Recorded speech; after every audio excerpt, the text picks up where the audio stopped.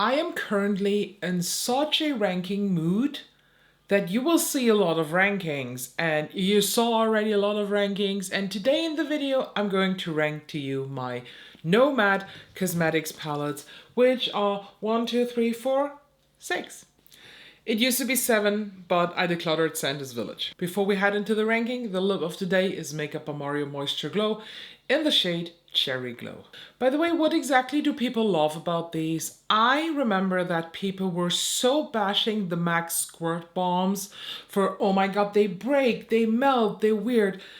These are the fucking exact same thing.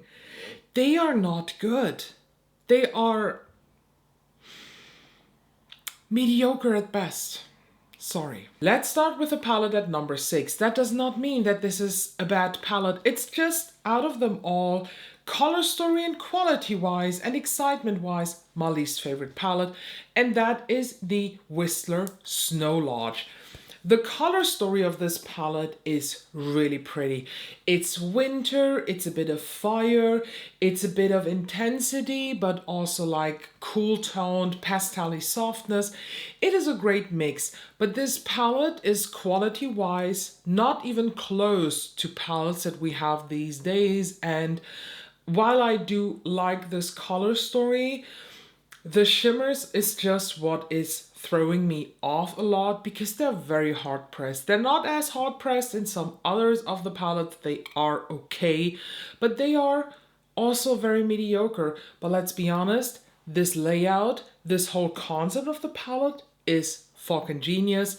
I love it, but the other palettes I like a tad bit more. And surprisingly, at number 5, that I have to say, it was very close, this being number 6 or the Whistler Snow Lodge then being number 6.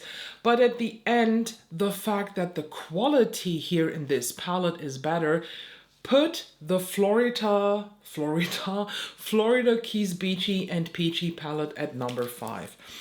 I ranked it quite low because in general the color story is not for me, but the quality here is insane. The mattes perform excellent. The shimmers shimmer excellent. They are opaque. They are nice. They are easy to apply. They are one swipe coverage. Beautiful. I was sent this palette in PR. I'm not raving about this palette because I was sent this in PR. I am so thankful that I got this palette because I would never ever have bought this myself. And if you want to see multiple looks with this, I do have a video up with this palette where I did 3 looks with this palette. It is so pretty, so summery. If you are somebody who is digging seasonal makeup, who wants to have a makeup look that matches the cocktail at the pool, this is it. At number 4, we have the palette where Nomad Cosmetics for the very first time put their toes a tiny bit into the multi-chrome water. This is the Royal Europe palette. I like this palette, but okay, why did I put this at number 4 when I now have to criticize things? Mainly for the fact that probably this palette is quality-wise, when it comes to the shimmers, the best out of them all. But color story-wise, I think there is missing something. I like this coordinated concept of we have different tones of purples, blues, greens, whatever, and then a matching multi-chrome. But the tones here in the mattes, they are way too close. I struggle a lot with this palette doing cohesive looks.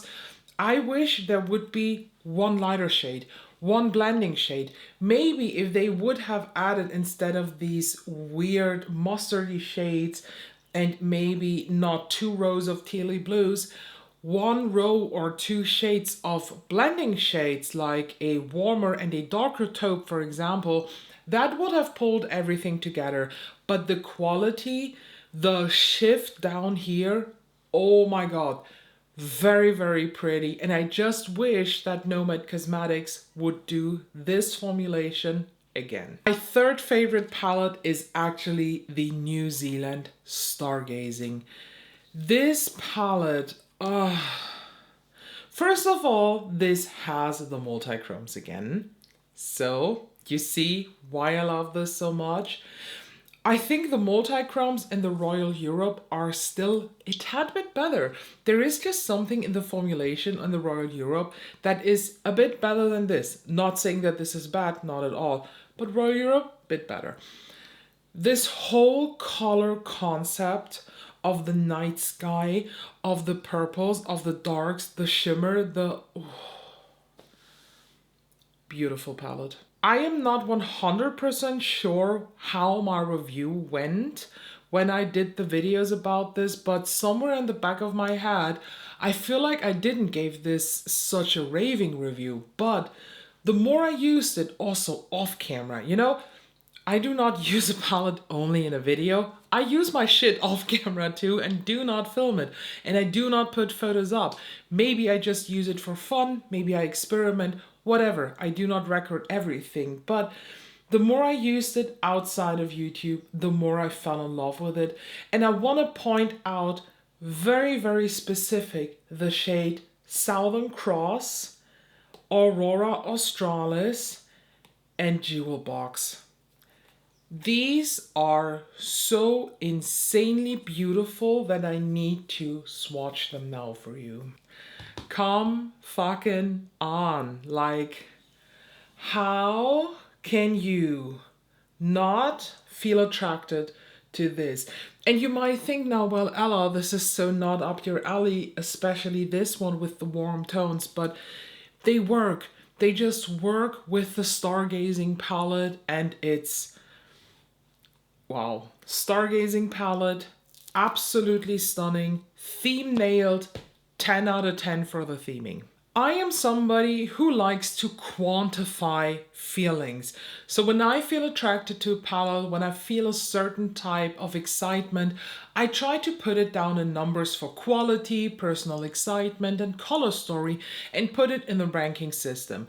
And I have to admit that with my second favorite palette from Nomad Cosmetics, I have to cheat because quality is not good. Like, the mattes. We never talk about the mattes of Nomad Cosmetics because they are flawless.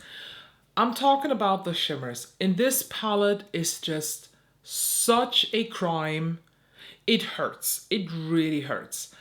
The color story is fantastic, but what is saving this palette from being decluttered and putting it in the second place of my ranking is my personal excitement for the theming. And it's the Verona Amore e Morte palette. I am a sucker for Romeo and Juliet. I love the book, the OG William Shakespeare book. I'm not talking about anything else.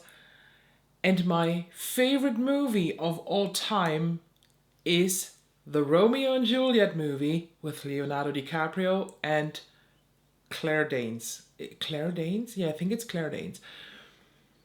The way how they took the original text, the original conversations, and just spiced them up by changing sword with pistols and shit. Genius. And when Nomad Cosmetics came out with a Romeo and Juliet themed palette that takes place in Verona, I lost it. I truly lost it. I don't know if you can tell, but I'm getting quite emotional because I can speak line by line, word by word, the German movie. I know this. You can wake me up in the middle of the night and I can recite that opening scene. I have shivers. I don't know what it is with Romeo and Juliet that is just so grabbing me, that is just having me. It is insane. This concept of this palette with the love side and the death side is genius. You can use each side by its own, or you can mix them to create beautiful looks. But what breaks this palette, what makes this so bad is the quality of the shimmers. They are so hard pressed. I'm hurt, it's a crime. But because of the theming, because of the fact that we're in Fair Verona, I cannot declutter this and I have to put it at number 2. Everything else would be a lie. And now I want to watch the movie. And at number 1 is the Safari. No, okay, just kidding. You know that I don't own the Safari one from last year. No, my favorite Nomad palette to date is the Ghost Town USA. First of all, the packaging with this changing picture, and then this whole color story. Oh, it's muted, it's denim, it's cool toned. I even like the muds down here. I love everything. And the fact that this palette had so much controversy because people were shitting their fucking Karen pants because there are hanging skeletons made it even better. This palette is so good that if you would ask me now, hey, Nomad Cosmetics is closing down, they're having a sale and you get everything, what should I get? Get 5 of these. This is the palette where I would say, if I had to build up my collection again and I would have, or I want to pick one palette from each brand that I own again, oh, that's a nice video idea. It would be Ghost Town. It would be the palette I would buy and be happy. And oh, just to give you a bit of a peek inside. First of all, the shimmers in here, super duper creamy. A bit like the Florida Keys one, but I think Florida Keys they had a bit of an improvement. So they're a bit better, but I love the texture itself in here. Let me just swatch some of these shades in here. And oh, by the way, some of them are duochrome. I mean, come look at this. So I have now here for you, this is Copper Penny. It looks exactly like a penny, like a copper penny, so pretty. Then I have Ghost Train. This is a duochrome. And I have, what's it? I can't read without, it's Calico, California. What a composition of shades, what a theming, and I can't wait to see what Nomad Cosmetics is bringing us for this year's fall/Halloween, because this was last year's Halloween palette. I can't fucking wait. And while I cleaned my fingers and my arm, it's your turn. Have you ever tried Nomad Cosmetics? If so, what is your favorite palette? Please let me know. And if not, what palette would you like to pick up from them? Because I'm pretty sure that Nomad Cosmetics is, now that they improved their shimmer formula to a formulation that is just bangingly good, I am pretty sure that they will rule our makeup world, that they will bring out beautiful shit, and I can't wait to see this. I'm very, very happy to have these and to just give them a chance after Santa's Village, because that palette, when I say that the shimmers in the Verona palette were bad, Santa's Village, it was like rocks in there. It was not good. The theming, awesome. So I hope they will re-release like a Scandinavian winter theme again, but the quality not good. So let me please know all those things down below. If you do not have a favorite Nomad palette, or you don't care, or you don't want to think about this, just comment Ghost Town to push the algorithm. I hope I can see you in the next one. Make sure you're subscribed so, well, that I can see you in the next one. I usually say that sentence different now. That was confusing.